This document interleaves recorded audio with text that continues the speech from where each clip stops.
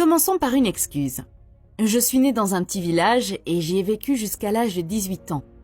Lorsque j'étais au lycée, nous avions un voisin d'âge moyen qui parlait constamment de ses années d'université et du fait qu'il était le meilleur de sa faculté.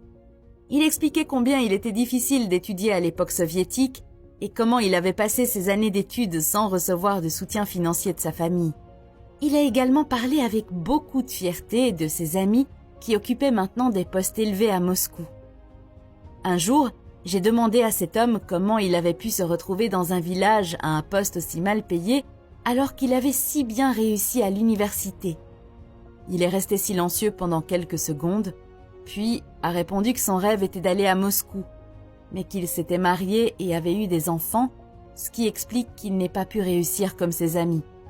Il a simplement dit qu'il n'avait pas réussi à cause de sa femme et de ses enfants. À l'époque, il me semblait que cet homme avait sacrifié sa carrière pour sa famille, mais après avoir lu le livre « La magie de voir grand », j'ai compris que cet homme utilisait simplement sa famille comme excuse pour son échec dans la vie.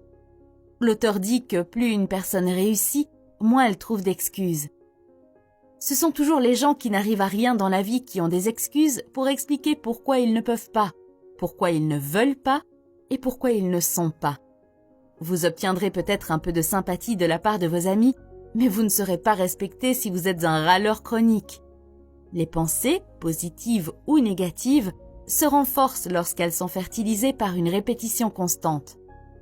Une fois que vous vous êtes convaincu avec une excuse, votre cerveau se ferme et ne cherche même pas d'autres moyens d'atteindre votre objectif.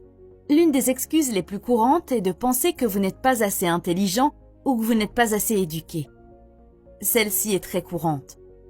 La majorité des personnes qui nous entourent l'ont à des degrés divers.